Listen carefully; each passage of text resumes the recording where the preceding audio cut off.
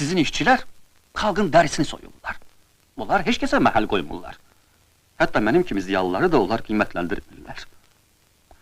Vergilərin bu qədər artırılmasını neyle izah edə bilərsiniz? Cənab qubernator, özünüz deyin, Qatır Məmməd daha çox soyğunçuluq edir, yoxsa sizin çinovniklər? Özünüz deyin. Olmaya bolşeviklər firqasına yazılmışsınız, cənab Səlimov. Mən yalnız millətin taleyi düşündürür, cənab qubernator. Siz boşboğazlıq və loğalıq edirsiniz, cənab parlaman üzvü.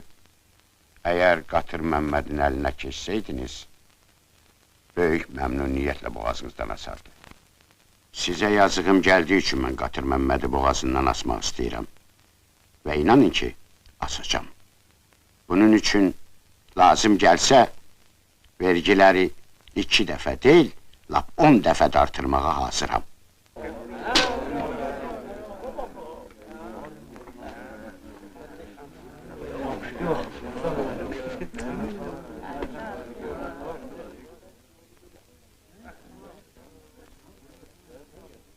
Getdik.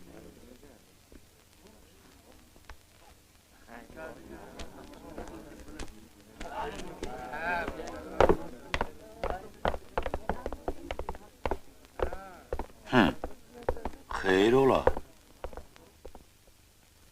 Qulaq asıram. Əla Həzrət Kraliçanın Azərbaycandakı ordusunun komandanı General Thompson məni sizin yanınıza göndərib.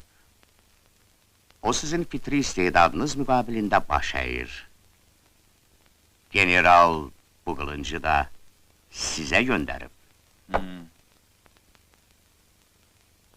General bilmək istəyir ki, müsavatla sizin aranızda olan narazılığın səbəbi nədən ibarətdir? Mənim müsavatdan heç bir narazılığım yoxdur. Mən elə hökumət tanımıram. Sizin tələbiniz nədir? Musavat gərək hökuməti cəmaata versin. Torpaqdır, sudur, malqaradır, gərək kəndlinin olsun. Əgər belə olmasa, onda cəmaat özü ayağa qalxıb o dövlətlinin malına yiyə duracaq. Belə çıxır ki, varlılar uzun illərdən bəri yığdıqlarından əl çəkməlidir.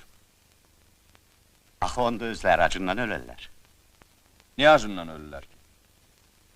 Sən naha onların fikrini çəkirsən. Qorxma, xanın da, bəyin də canı çox bərtdir. Onlar da işləsələr, heç nə olmaz. Siz lap bolşevik kimi danışırsınız. Onda deməli, mən də bolşevikam.